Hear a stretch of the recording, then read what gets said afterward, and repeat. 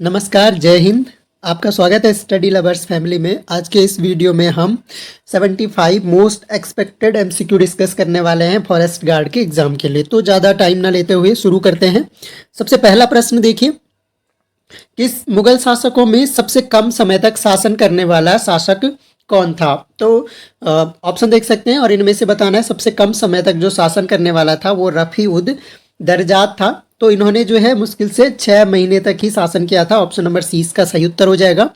अगला प्रश्न है, सती प्रथा का अंत निम्नलिखित में से किस गवर्नर जनरल के शासनकाल में किया गया था? तो सती प्रथा का अंत बताना है। तो सती प्रथा का अंत जो हुआ था वो लॉर्ड विलियम बेंटिक के शासनकाल में हुआ था। ऑप्शन नंबर सी सही उत्तर हो जाएगा। अभिनव भारत की स्थापना निम्नलिखित में से किस वर्ष हुई थी? अभिनव भारत की स्थापना हुई थी वर्ष 1904 में। ऑप्शन नंबर बी सही उत्तर हो जाएगा। अगला प्रश्न देखिए, गांधी इरविन समझौते को किस अन्य नाम से भी जाना जाता है? गांधी इरविन समझौते का बताना है कि दूसरा नाम इसका क्या था। तो गांधी इरविन समझौते का अन्य नाम था दिल्ली पैक्ट के नाम से भी इसे जाना जाता है। अगला प्रश्न देखिए, हड़प्पा सभ्यता में मन के बनाने का कारखाना निम्नलिखित में से किस स्थल से प्राप्त हुआ है? तो मन का बनाने का कारखाना प्राप्त हुआ है चनूदड़ों से। ऑप्शन नंबर डी सही उत्तर हो जाएगा। अगला प्रश्न देखिए, मौर्य काल में धम्म का प्रचार करने के लिए श्रीलंका निम्नलिखित में से कौन गया था? तो धम्म का प्रचार करने के लिए इनमें से महेंद्र, जो कि अशोक का पुत्र था। ऑप्शन नंबर ए इसका सही उत्तर हो जाएगा। देखिए, दोहरिया का युद्ध निम्नलिखित में से किन शासकों के मध्य हुआ? दोहरिया का युद्ध बताना है। दोहरिया का युद्ध हुआ था हुमायूं और महमूद लोदी के बीच में हुआ था। ऑप्शन नंबर ए इसका सही उत्तर हो जाएगा। अगला प्रश्न देखिए, निम्नलिखित में से किस वर्ष संविधान को अपनाया गया? तो संविधान को हमने अपनाया था 26 नवंबर 1949 को। ऑप्शन नंबर ए सही उत्तर हो जाएगा।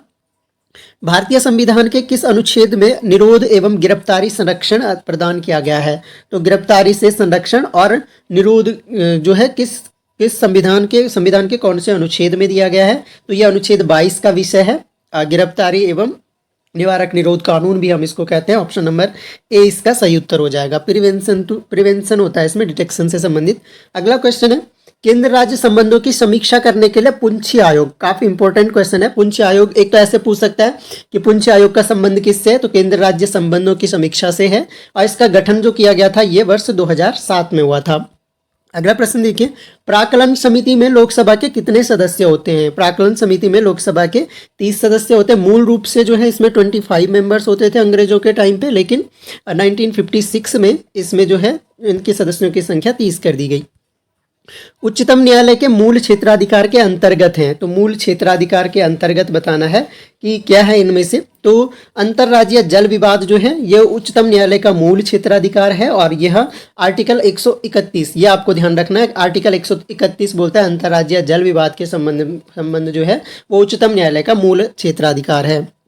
अगला प्रश्न देखिए, किसी विधायी अधिनियम को सर्वोच्च न्यायालय में न्यायिक समीक्षा के लिए किन आधारों पर चुनौती दी जा सकती है? तो सर्वोच्च न्यायालय में अगर मौलिक अधिकारों का उल्लंघन हो तो भी, संवैधानिक प्रावधानों के प्रतिकूल होने के आधार पर, अगर वो संविधान के प्रावधानों के अनुसार नहीं है, उसका उल्टा है तो भी, प्राधिकारी की सक्षमता से बाहर कार्य करने पर, अगर प्राधिकारी जो है अपनी सक्षमता से बाहर कार्य करता है तो सभी के आधार पर, यानी ऑप्शन नंबर डी हमारा इसका सही उत्तर हो जाएगा। अगला प्रश्न देखिए, निम्नलिखित में से किस केंद्र शासित प्रदेश में सर्वाधिक लिंगानुपात है? लिंगानुपात जो है इनमें से पुदुचेरी का सर्वाधिक लिंगानुपात है। ऑप्शन नंबर ए सही उत्तर हो जाएगा। भारत में वर्ष 2011 की जनगणना के अनुसार शीर्ष साक्षरता दर तो केरला का है। ऑप्शन नंबर ए सही उत्तर हो जाएगा। वर्ष 2011 की जनगणना के अनुसार भारत में जैन धर्मावलंबी, तो जैन समुदाय का संख्या बतानी है, कितनी संख्या है इनकी? तो इनकी लगभग जो है 45 लाख। सही उत्तर हो जाएगा। निम्नलिखित कथनों पर विचार कीजिए। देखिए थोड़ा सा ध्यान से देखिएगा, इंपॉर्टेंट है। कटिबंधीय चक्रवात अंडाकार होते हैं और दूसरा है शीतोष्ण कटिबंधीय चक्रवात 35 डिग्री से 65 डिग्री अक्षांशों के मध्य दोनों गोलार्धों में पाए जाते हैं। अब इनमें से कूट चुनने हैं आपने, केवल एक सही है या केवल दो सही है या फिर एक और दो दोनों सही है या इनमें से कोई नहीं। तो सही उत्तर इसका हो जाएगा ऑप्शन नंबर सी, ये दोनों ही सही है। शीतोष्ण कटिबंधीय चक्रवात का आकार अंडाकार होता है और 35 से 65 डिग्री अक्षांशों पर ये दोनों गोलार्धों में पाए जाते हैं। अगला प्रश्न देखिए, विश्व की सबसे गहरी बैकाल झील निम्न में से कहाँ स्थित है? बैकाल झील जो है रूस में है, रूस के साइबेरिया में। ऑप्शन नंबर बी सही उत्तर हो जाएगा।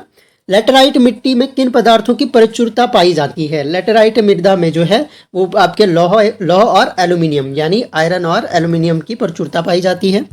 अगला प्रश्न देखिए, ताप का एसआई मात्रक बताना है। तो ताप का एसआई मात्रक जो है केल्विन होता है, के से डिनोट करते हैं। किसी वस्तु की स्थिति में परिवर्तन अन्य वस्तु की सापेक्षता समय के साथ अगर वस्तु की स्थिति में परिवर्तन हो रहा है तो उसे गति कहते हैं। ऑप्शन नंबर बी सही उत्तर हो जाएगा। अगला प्रश्न देखिए, किसी रुकी हुई गाड़ी में बैठा व्यक्ति गाड़ी के अचानक चल पड़ने पर पीछे की ओर झुक जाता है, इस घटना का कारण है जड़त्व का नियम। ऑप्शन नंबर ए सही उत्तर हो जाएगा। द्वितीय श्रेणी के उत्तोलकों में भार की स्थिति कहाँ पर होती है? द्वितीय श्रेणी के उत्तोलकों में आलंब एवं आयास के मध्य में भार की स्थिति होती है। फारेनहाइट पैमाने पर भाप बिंदु को अंकित किया जाता है। तो भाप बिंदु बताना है कितने पर अंकित किया जाता है, यानी जिस बिंदु पर एक तरह से पानी उबलने लग जाता है। तो 212 डिग्री फारेनहाइट जो है भाप बिंदु अंकित किया जाता है। मनुष्य के हृदय की गति को किस यंत्र से मापा जाता है? तो मनुष्य के हृदय की गति को मापने के लिए कार्डियोग्राम का यूज करते हैं। ऑप्शन नंबर ए सही उत्तर हो जाएगा। प्रोटॉन की खोज निम्नलिखित में से किसने की थी? तो इनमें से सही उत्तर है गोल्डस्टीन, लेकिन अगर रदरफोर्ड ऑप्शन में आए तो रदरफोर्ड भी सही उत्तर होगा, क्योंकि गोल्डस्टीन ने सबसे पहले देखा था H+ के रूप में प्रोटॉन को, लेकिन इन्होंने प्रोटॉन नाम नहीं दिया था। नाम जो है रदरफोर्ड ने 1930 मेरे ख्याल से 19 के बाद, ईयर मुझे एग्जैक्ट याद नहीं है, लेकिन रदरफोर्ड काफ़ी बाद में इन्होंने प्रोटॉन नाम दिया था। गोल्डस्टीन पहले ही H+ के रूप में वर्णित कर चुके थे एक तरह से। अगला प्रश्न देखिए, पौधे अपना भोजन किस विधि से बनाते हैं? तो पौधों का भोजन जो है प्रकाश संश्लेषण की विधि से बनता है। विटामिन B7 का रासायनिक नाम बताना है। तो B7 का बताना है, यहाँ पर B7 का होता है बायोटीन। ऑप्शन नंबर ए सही उत्तर हो जाएगा। अगला प्रश्न देखिए, पेशियों के संकुचन में किस खनिज पदार्थ का महत्वपूर्ण योगदान है? तो पेशियों के संकुचन में सोडियम और पोटेशियम का महत्वपूर्ण योगदान होता है, यानी ऑप्शन नंबर डी वाला, बी और सी दोनों सही है। अगला प्रश्न देखिए, मानव शरीर में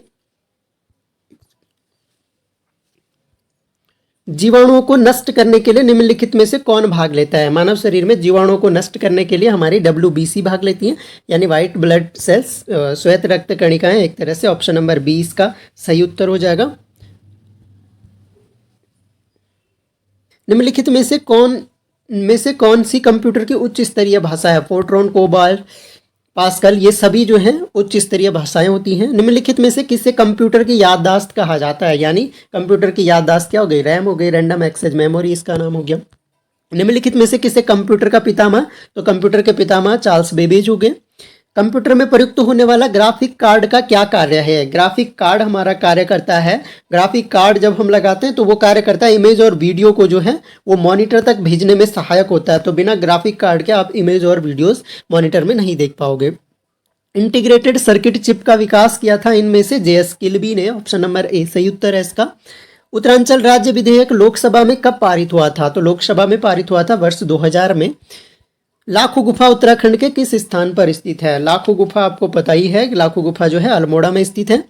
और नीले रंग के शैल चित्र, किस पुरास्थल से नीले रंग के शैल चित्र प्राप्त हुए हैं? तो ये हुडली से प्राप्त हुए हैं। ऑप्शन नंबर बी सही उत्तर हो जाएगा इसका। अगला प्रश्न देखिए, प्राचीन ग्रंथों में अलकनंदा के उद्गम से बद्रिकाश्रम के बीच का क्षेत्र है, तो इसको कहा गया है अलकापुरी। ऑप्शन नंबर 20 का सही उत्तर है।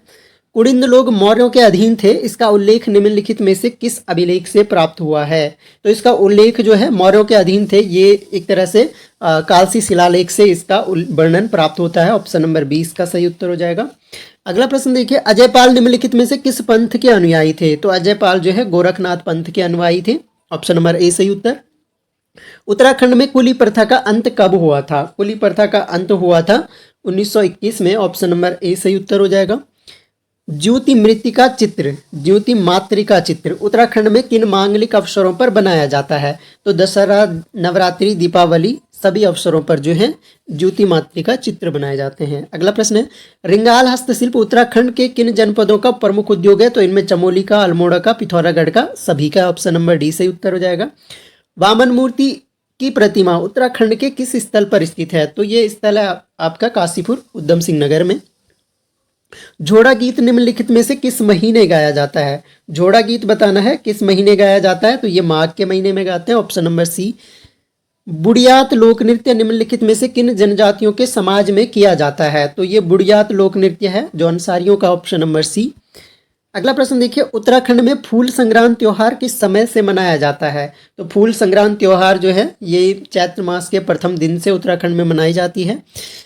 अगला प्रश्न, फूलदेई जो त्योहार है उसकी की बात हो। उत्तराखंड राज्य की भौगोलिक लंबाई की माप कितनी है? तो यहाँ पर ये ध्यान रखना है आपने कि उत्तराखंड भौगोलिक लंबाई की माप 358 किलोमीटर हो गया अगर पूर्व से पश्चिम, तो ये तो पूर्व से पश्चिम की लंबाई हो गई 358 किलोमीटर, और उत्तर से दक्षिण की लंबाई हो गई 320 किलोमीटर। तो थोड़ा सा ध्यान रखना है यहाँ पर, अब जिस हिसाब से पूछा जाए उस हिसाब से आंसर आपको करना है। उत्तराखंड में भाबर क्षेत्र का विस्तार कितने किलोमीटर तक है? भाबर क्षेत्र का विस्तार बताना है तो ये विस्तार है 10 से 12 किलोमीटर। अगला प्रश्न देखिए, नंदा देवी पर्वत शिखर उत्तराखंड के किस जिले में स्थित है? नंदा देवी पर्वत शिखर जो है आपका, ये आपका चमोली जनपद में है, ऑप्शन नंबर सी। विष्णुप्रयाग में निम्नलिखित में से कौन सी नदियां मिलती है? विष्णुप्रयाग में मिलती हैं धौली गंगा व अलकनंदा, ऑप्शन नंबर ए सही उत्तर हो जाएगा। अगला देखिए, पूर्वी नयार और पश्चिमी नयार कहाँ पर मिलती हैं? पूर्वी नयार और पश्चिमी नयार मिलती हैं सतपुली, जो कि आपके पौड़ी गढ़वाल में है, ये आपको ध्यान रखना है। अगला प्रश्न देखिए, सातताल झील उत्तराखंड के किस नगर में स्थित है? सातताल झील आपकी नैनीताल में हो गई। रिकॉर्डेड वन क्षेत्र से क्या आशय है? रिकॉर्डेड वन क्षेत्र वो क्षेत्र होता है जो राज्य सरकार द्वारा घोषित किया जाता है वन क्षेत्र के रूप में, ऑप्शन नंबर सी। पर्वतीय शीतोष्ण वन उत्तराखंड में कितने मीटर की ऊंचाई पर पाए जाते हैं? पर्वतीय शीतोष्ण वन बताने हैं तो ये पाए जाते हैं 1800 से 2700 मीटर की ऊंचाई पर। उत्तराखंड राज्य के कर के प्रमुख स्रोत हैं, कर के प्रमुख स्रोत इनमें से बताने हैं तो यहाँ पर उत्तराखंड राज्य उत्पाद शुल्क भी है, स्टाम्प व निबंधन शुल्क भी है, वाहन कर भी है, उपयुक्त सभी जो हैं इसमें कर के प्रमुख स्रोत हैं। उत्तराखंड में औद्योगिक अवस्थापना सुविधा विकास के लिए राज्य औद्योगिक विकास निगम लिमिटेड की स्थापना किस वर्ष हुई? तो ये सिडकुल की बात कर रहे हैं तो ध्यान रखिएगा, सिडकुल की स्थापना जो है ये हो जाती है आपके 2002 में, ऑप्शन नंबर बी सही उत्तर हो जाएगा। हिंदुस्तान एंटीबायोटिक्स लिमिटेड उत्तराखंड के किस नगर में स्थित है? ये स्थित है आपके ऋषिकेश में, ऑप्शन नंबर सी। सूती वस्त्र उद्योग उत्तराखंड के किन नगरों में विस्तारित है? तो देहरादून में भी है, Udham Singh Nagar, Nainital, option number D सही उत्तर हो जाएगा। टिन खनिज उत्तराखंड के किस जिले में प्राप्त होता है? टिन खनिज जो है इनमें से प्राप्त होता है आपके चमोली जनपद में। अगला है, चांदी उत्तराखंड राज्य के किस नगर से? चांदी जो है अल्मोड़ा में कुछ मात्रा में, अल्मोड़ा में जो है चांदी प्राप्त किया जाता है, यानी चांदी मिलता है। अगला प्रश्न देखिए, यूरेनियम खनिज की उपलब्धता के संकेत उत्तराखंड राज्य के किस जिले में प्राप्त हुए हैं? तो ये टिहरी गढ़वाल में प्राप्त हुए, ऑप्शन नंबर सी।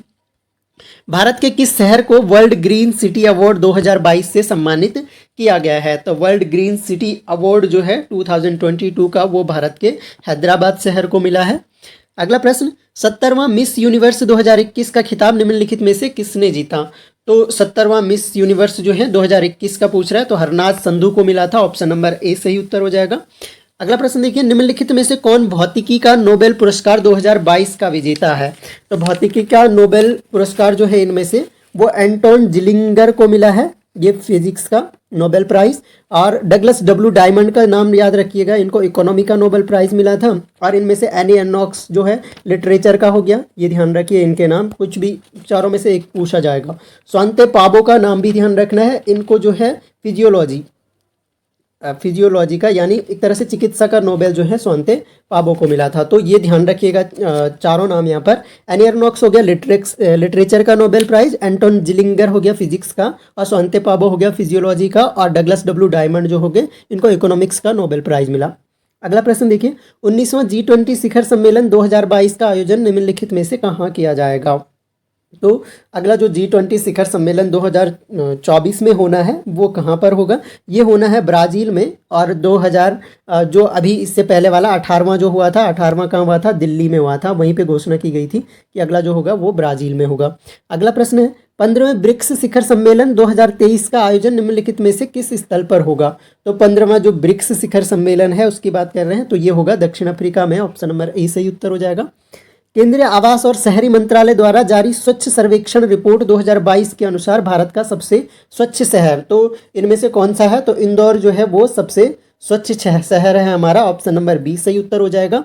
तो ये हमने सभी काफ़ी इंपॉर्टेंट MCQ डिस्कस किए, ये एक तरह से प्रैक्टिस सेट है, मॉडल पेपर हैं जो कि आने वाली फॉरेस्ट गार्ड परीक्षा के लिए ही स्पेशल है। तो ये आपके लिए काफ़ी इंपॉर्टेंट एमसीक्यूज हैं, इनकी एक तरह ठीक से प्रैक्टिस करके, और प्रैक्टिस के लिए पीडीएफ आपको टेलीग्राम पे मिल जाएगा। टेलीग्राम ग्रुप ज्वाइन कर लें, डिस्क्रिप्शन में लिंक मिल जाता है। तो आपको कैसा लगा ये लेक्चर? पसंद आता है तो लाइक शेयर ज़रूर करें। बाकी thanks a lot for listening. मिलेंगे नेक्स्ट वीडियो में, तब तक के लिए जय हिंद।